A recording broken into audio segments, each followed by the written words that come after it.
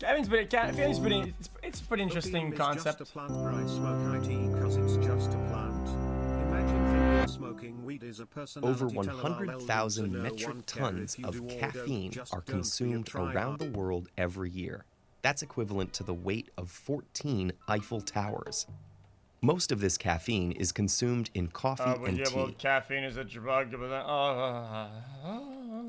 but it's also ingested in some sodas, chocolate, caffeine pills, and even beverages labeled decaf.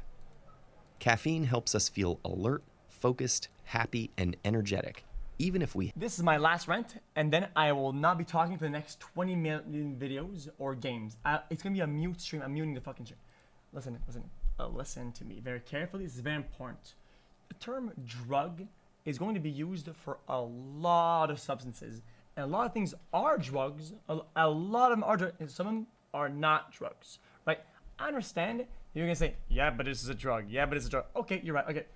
The way we use the word drug, I think, in our society, and the way we use it normally, when we talk about like a more like recreational, like a drug. Yo, I'm doing drugs. When we use the word drug, we're talking about, yo, I'm doing drugs. This guy's doing drugs.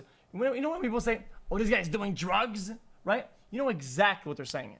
You know, because you know the drugs that we classify as drugs, compared to drugs. We have this compass as people in society to navigate that, right? Don't say you don't. It's how we operate as society. When we say drugs, we understand what we mean. Do you guys not?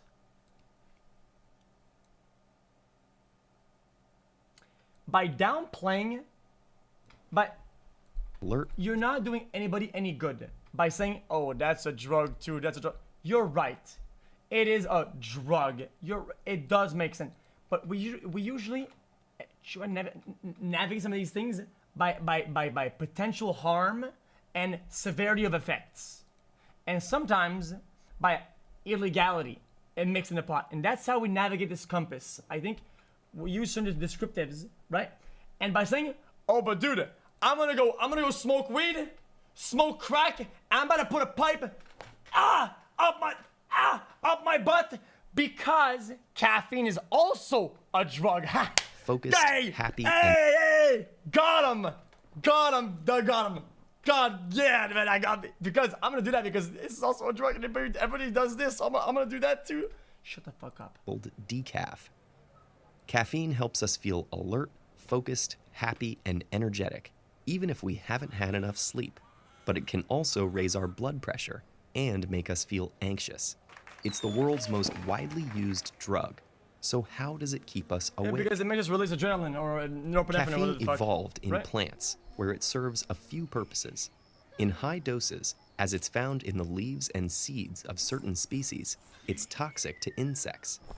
But when they consume it in lower doses, as it's found in nectar, it can actually help them remember and revisit flowers.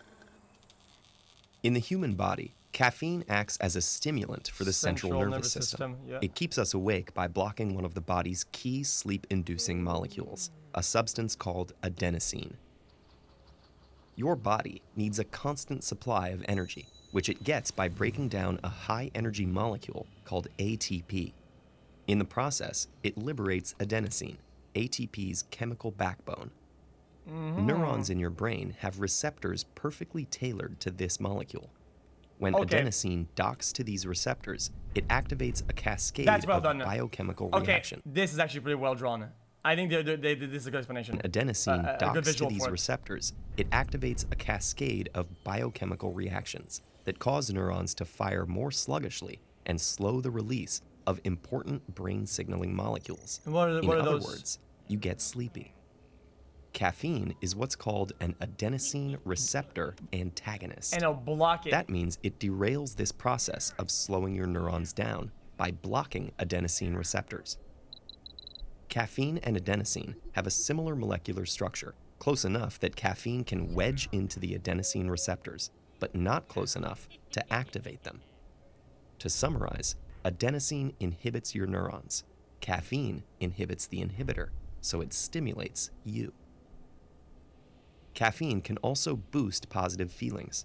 In some neurons, the adenosine receptors are linked to receptors for another molecule called dopamine. One of dopamine's roles in the brain is to promote feelings of pleasure. When adenosine docks in one of these paired receptors, that can make it harder for dopamine to fit in its own spot, interrupting its mood-lifting work. But when caffeine takes adenosine's place, it doesn't have the same effect, and dopamine can slide in. There's evidence that caffeine's effects on adenosine and dopamine receptors can have long-term benefits too, reducing the risk of diseases like Parkinson's, Alzheimer's, and some types of cancer. Wait, hold up. Sorry, I was zoning out. Adenosine and dopamine receptors can have long-term benefits too, reducing the risk of diseases like Parkinson's, Alzheimer's, and some types of cancer. Okay, why? Caffeine can also ramp up the body's ability to burn fat. In fact, some sports organizations think that caffeine gives athletes an unfair advantage and have placed limits on its consumption. From 1972 until 2004, Olympic athletes had to stay below a... Guys, don't people have like a bunch of new things that they can use now? A bunch of weird things like what's it called? It's not like caffeine. It's other processes. It's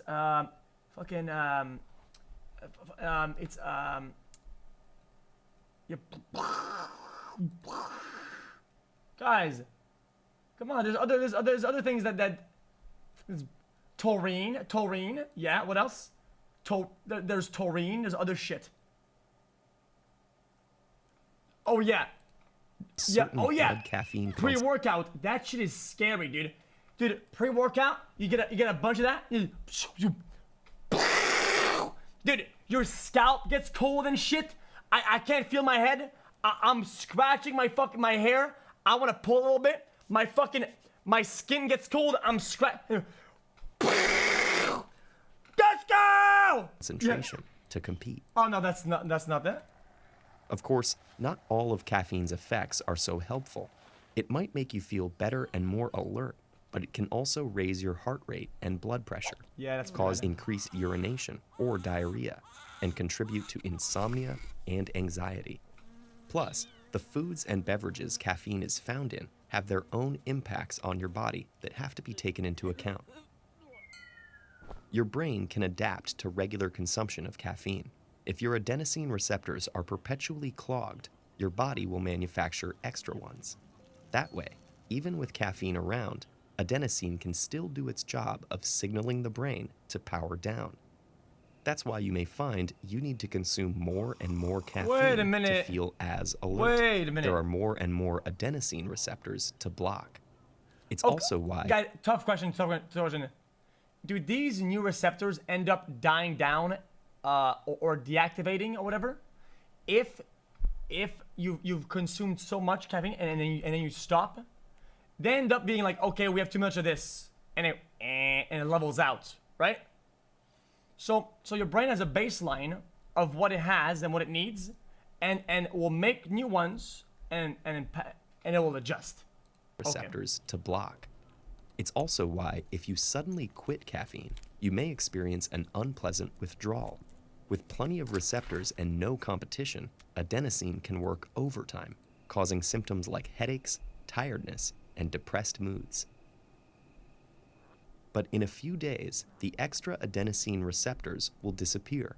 Your body will readjust, and you'll feel just as alert as ever, even without an infusion of the world's most popular stimulant.